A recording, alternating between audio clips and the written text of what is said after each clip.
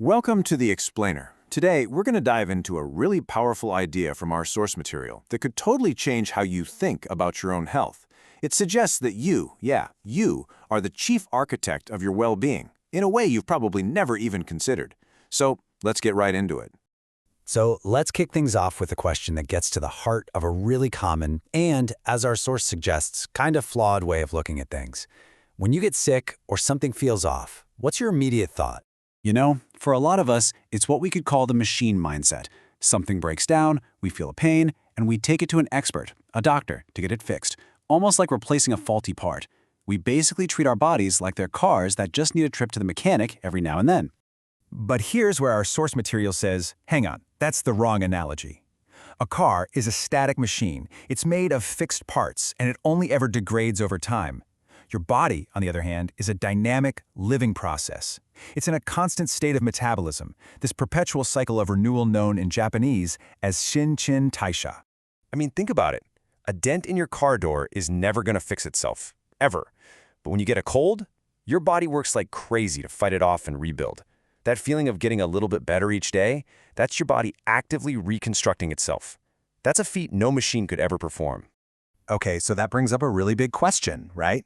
If our body is constantly using new materials, cells and nutrients from our food to rebuild itself every single day, what's guiding that whole process? What's the blueprint it's following?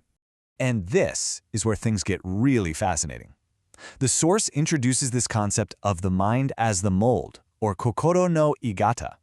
The idea is that our persistent mental and emotional states, our habitual ways of thinking, they act as the template, or the mold, that our physical body gets cast into day in and day out. So the process kind of looks like this. Your mind provides the mold. Your body then takes all the building materials, the food you eat, the air you breathe, and it fills that mold. And the result? Well, that's your physical health, the final structure. But here's the catch. It's super easy to look in a mirror and spot a physical flaw, right? But it's incredibly hard to see the distortions in our own mental mold. So often, we have no idea we're even carrying around these negative thought patterns. So what exactly are these distortions? Well, according to our source, so many of them boil down to two core habits. That's it, just two. Let's take a look at what they are.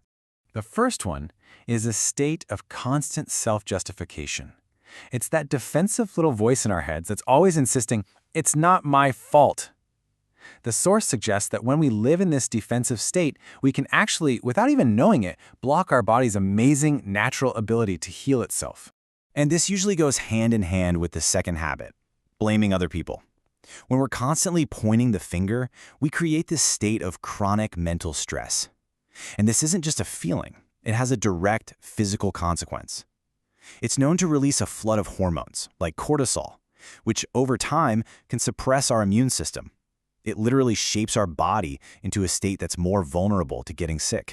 So, if we're unconsciously creating these negative molds for ourselves, what in the world can we do about it? Well, the great thing is, the source material doesn't just point out the problem, it gives us a really clear prescription for how to reshape our mental mold for the better. It's this powerful two-step process for making a change. As you can see, the first step, reflection, is all about actively cracking that old hardened mold. And once that's done, the second step, gratitude, is what lets us build the foundation for a brand new, healthier one. And this is so important, making the distinction between healthy reflection and just beating yourself up. Step 1, reflection or hansei isn't about telling yourself how terrible you are. That just creates a new negative mold. Instead, reflection is about having the quiet courage to turn inward and calmly admit, you know what, maybe I could have done better there. That simple act of honesty is what puts the very first crack in that rigid mold of self-justification. So once you've put a crack in the old mold, how do you actually build a new one? Well, our source uses this brilliant metaphor. Think of your attention, your consciousness, as a flashlight. Gratitude is simply the act of consciously deciding where you point that flashlight. So many of us spend our days with it pointed directly at what's missing, our frustrations, our problems. Gratitude is the choice to swing that beam of light onto what's already here, a roof over your head, people to talk to, even just the ability to take a deep breath. This one simple shift can change the entire shape of your mind. But here's the thing about a powerful mental state like gratitude. It can't just stay bottled up inside. It naturally wants to be expressed. Our source argues that when you truly feel grateful for what you have, the The next logical step is to share that positive energy.